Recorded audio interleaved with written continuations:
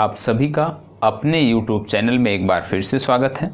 अपने to the point programme के अंतर्गत आज हम बात करने वाले हैं आरटीआई कानूनों की, जो 2019 में आरटीआई के लिए संशोधन विधेयक लाया गया था। उस पर हम बात करेंगे और उसके बारे में हम डिटेल से जानेंगे।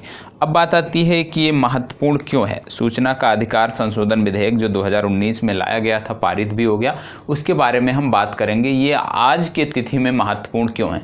आज की तिथि में महत्वपूर्ण इसलिए है क्योंकि आज है 15 तारीख, 15/5/2020 से जो आप जानते हैं लद्दाख और जम्मू कश्मीर, जो हमारी यूनियन टेरिटरी है लद्दाख और जम्मू कश्मीर, वहाँ भी आज से आरटीआई कानून लागू हो गया। पहले भी लागू था, लेकिन पहले और अब में अंतर क्या है, उन्हीं चीज़ों को आज समझेंगे। तो आज ये 2019 में ये संशोधन विधेयक लाया गया था। तो आज की तिथि में इसलिए महत्वपूर्ण है क्योंकि ये जो तिथि है 15/5/2020, ये आज ही है, 15 तारीख है, तो इसलिए ये चीज़ें महत्वपूर्ण हो जाती हैं। तो आज हम बात कर लेते हैं 15/5/2020 से किस प्रकार का परिवर्तन होगा इस संशोधन विधेयक के माध्यम से। नए जो प्रावधान हैं उनके अंतर्गत किन बातों को छूट मिलेगी, किन बातों से हम आम नागरिक जम्मू कश्मीर और लद्दाख के बारे में कैसे हम जानकारी एकत्र कर सकते हैं, उसके बारे में आज हम देखेंगे। तो सबसे पहले केंद्रीय सूचना आयोग है हमारा, केंद्रीय सूचना आयोग जिसको हम बोलते हैं CIC। तो केंद्रीय सूचना आयोग ने 15/5/2020 से जम्मू कश्मीर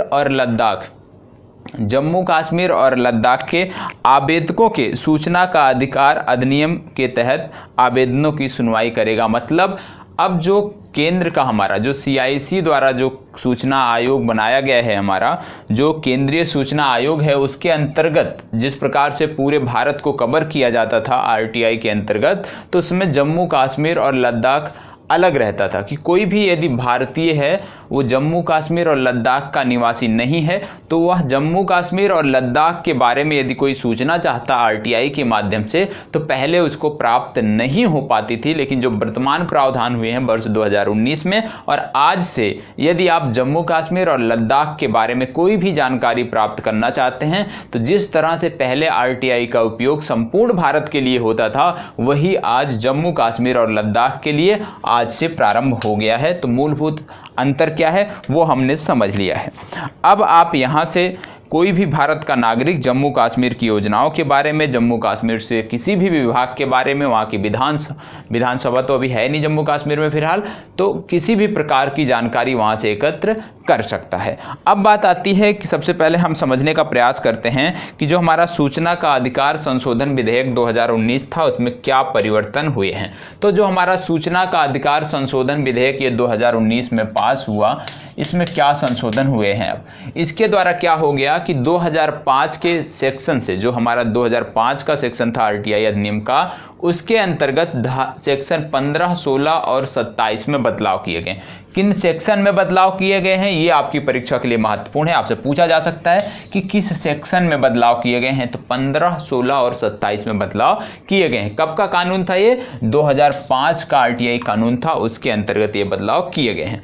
अब क्या हो गया है, सबसे पहली बात क्या हुई है कि इसका कार्यकाल जो होता था, आप जानते हैं बहुत ही विवाद भी इस पर हुआ था, बहुत ज़्यादा चर्चाएं भी हुई थी कि केंद्र सरकार इसको कमज़ोर करने का प्रयास कर रही है। लेकिन उस समय क्या हुआ था कि जो कार्यकाल होता है, किसका कार्यकाल, मुख्य सूचना आयुक्त और जो अन्य सूचना आयुक्त होते हैं उनका जो कार्यकाल होता है, पहले क्या होता था 5 वर्ष होता था या मैक्सिमम 65 वर्ष, जो भी पहले हो जाता था वही माना जाता था। 5 वर्ष या 65 वर्ष की आयु में मुख्य सूचना आयुक्त और अन्य जो सूचना आयुक्त थे उनको पद एक प्रकार से रिटायर्ड हो जाते थे वो। अब क्या कर दिया गया है इसके माध्यम से, अब केंद्र सरकार तय करेगी। इसी के बाद से तो इसमें विवाद छिड़ गया था उस समय जब यह विधेयक लाया गया था। अब हो गया है कि अब इसमें केंद्र सरकार तय करेगी कि किसको कितने वर्ष के लिए रखना है, उसकी मैक्सिमम उम्र क्या होगी। इसके अतिरिक्त आप जानते हैं कि इनके वेतन भत्तों को भी केंद्र सरकार ने तय करने की बात इस अधिनियम के माध्यम से की है। इसी के बाद से लगातार चर्चाएं छिड़ गई थी कि इसको कमजोर किया गया है।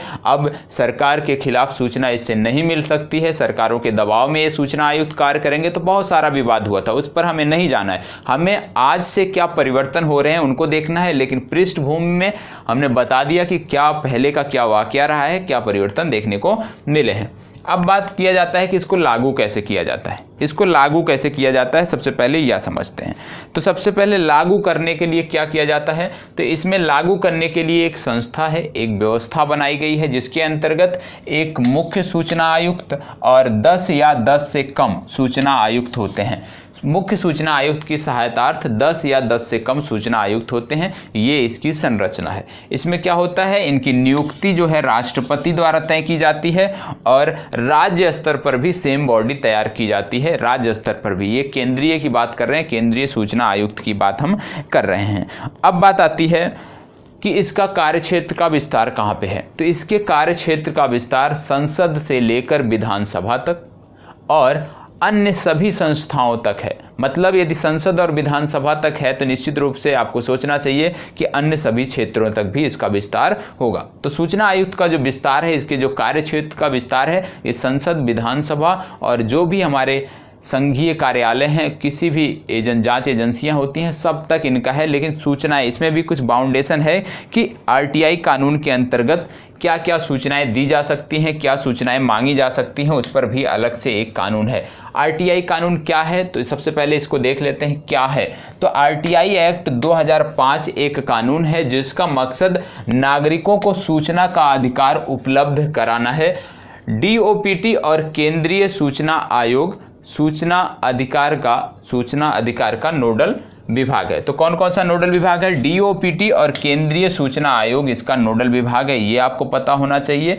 और आरटीआई एक्ट 2005 के माध्यम से इसको जो है लागू संपूर्ण भारत क्षेत्र में किया गया था। अब जो परिवर्तन हुए हैं उसको आपको पता होना चाहिए कि अब भारत का कोई भी नागरिक जम्मू कश्मीर और लद्दाख से संबंधित मामलों के लिए आरटीआई दाखिल कर सकता है। जो 2019 के जो विधेयक लाया गया था, संशोधन विधेयक, उससे पूर्व यह अधिकार नहीं था। तो आज इसकी चर्चा करने का उद्देश्य सिर्फ इतना था कि अब आरटीआई कानूनों को जम्मू कश्मीर और लद्दाख में भी विस्तारित किया गया है। पहले क्या था कि जम्मू कश्मीर और लद्दाख के लिए यदि आप यूपी के निवासी हैं, दिल्ली के निवासी हैं, तो जम्मू और लद्दाख के लिए किसी भी मामले के लिए आप आरटीआई दाखिल करते तो आपको जानकारी नहीं मिलती। लेकिन इस अधिनियम के बाद से आज से ही, आज 15 मई है, तो आज से ही यह सुविधा प्रारंभ हो गई है, इसीलिए हमने इसकी चर्चा यहाँ पर किया है। अब बात आती है कि किन सूचनाओं को इसमें साझा किया जाता है और क्या किस प्रकार से सूचनाएं इसमें मिलती हैं। तो कोई भी भारत का नागरिक, भारत सरकार के किसी भी नागरिक को यह अधिकार दिया गया है सूचना के अधिकार के अंतर्गत कि किसी भी अथॉरिटी से वह सूचना की मांग कर सकता है। और जो सूचना की मांग की जाती है उसमें आवश्यक है कि संबंधित अधिकारी द्वारा सूचना 30 दिनों के अंदर उपलब्ध कराई जाए। लेकिन यदि इसमें भी कंडीशन है क्या, यदि वो जो सूचना मांगी गई है वो आपके जीवन और व्यक्तिगत स्वतंत्रता से संबंधित है तो यह सूचना 48 घंटे के अंदर आपको उपलब्ध होगी। ठीक है, नॉर्मल सूचना है, किसी विभाग के बारे में कुछ जानना चाहते हैं, खर्चों के बारे में जानना चाहते हैं या कुछ और जानना चाहते हैं, तो मैक्सिमम 30 दिन की टाइम लिमिट निश्चित की गई है, उसके अंतर्गत आपको सूचना मिलेगी। लेकिन यदि व्यक्तिगत स्वतंत्रता से जुड़ा हुआ कोई मामला है तो ऐसे मामलों में 48 घंटे के अंदर आपको सूचना उपलब्ध कराई जाएगी, ऐसा इस अधिनियम में, इस विधेयक में कहा गया है। ठीक है, अब क्या है, कुछ सूचनाएं ऐसी भी हैं जिसको साझा नहीं किया जा सकता है। जैसे कि आप जानते हैं कि यदि आंतरिक सुरक्षा से संबंधित कोई सूचना आप मांगे तो वो साझा नहीं होगी। फिर सैन्य खर्च से संबंधित कोई सूचना मांगे, सैन्य उपकरणों से संबंधित कोई सूचना मांगे, मतलब जो गोपनीय सूचनाएं होती हैं, जो भी सूचना, ऐसी सूचना जो किसी ओपन हो जाने पर किसी शत्रु देश के लिए लाभप्रद होंगी, ऐसी सूचनाओं को इसमें साझा नहीं किया जाता है। तो ऐसी समस्त सूचनाएं जिनके ओपन होने से, जिनका सब सार्वजनिक रूप से घोषणा होने पर किसी शत्रु देश को फायदा हो, या आंतरिक क्षेत्र में जो हमारे भारत देश के अंदर ही विभिन्न उग्रवादी गुट हैं, विभिन्न जो नक्सलवादी गुट हैं, इस प्रकार के किसी आंतरिक सुरक्षा के लिए चुनौती उत्पन्न करने वाले किसी गुट के लिए कुछ लाभप्रद सूचना हो जो ओपन हो जाए, तो ऐसी सूचनाएं, गोपनीय सूचनाएं आपको उपलब्ध नहीं कराई जाती हैं। यह भी इसकी एक कंडीशन होती है। ठीक है, तो देश की संप्रभुता, एकता और अखंडता से संबंधित सूचना आपको साझा नहीं की जाएगी। बाकी आप सभी सूचनाओं को इसके माध्यम से प्राप्त कर सकते हैं। आपको भी प्रयास करना चाहिए, एक बार आवेदन करें, बहुत ही आसान तरीका है। किसी वीडियो में बताऊंगा कि आरटीआई का आवेदन किस प्रकार से किया जा सकता है और क्या उनकी कंडीशन होती है। तो आज सिर्फ इतना समझना था कि हमारा जो केंद्रीय सूचना आयोग है उसने जो सूचना पाने का जो अधिकार था आम नागरिकों का, इसका विस्तार जम्मू कश्मीर और लद्दाख क्षेत्र के लिए कर दिया है और यह 15 तारीख आज से ये प्रारंभ हो गई हैं। ठीक है, तो अब भारत का कोई भी नागरिक जम्मू कश्मीर और लद्दाख से संबंधित मामलों के लिए आरटीआई दाखिल कर सकता है। तो आज के लिए इतना ही, कल फिर मिलते हैं एक नए मुद्दे के साथ अपने टू द पॉइंट में। तब तक इसी प्रकार हमारे साथ बने रहें। धन्यवाद।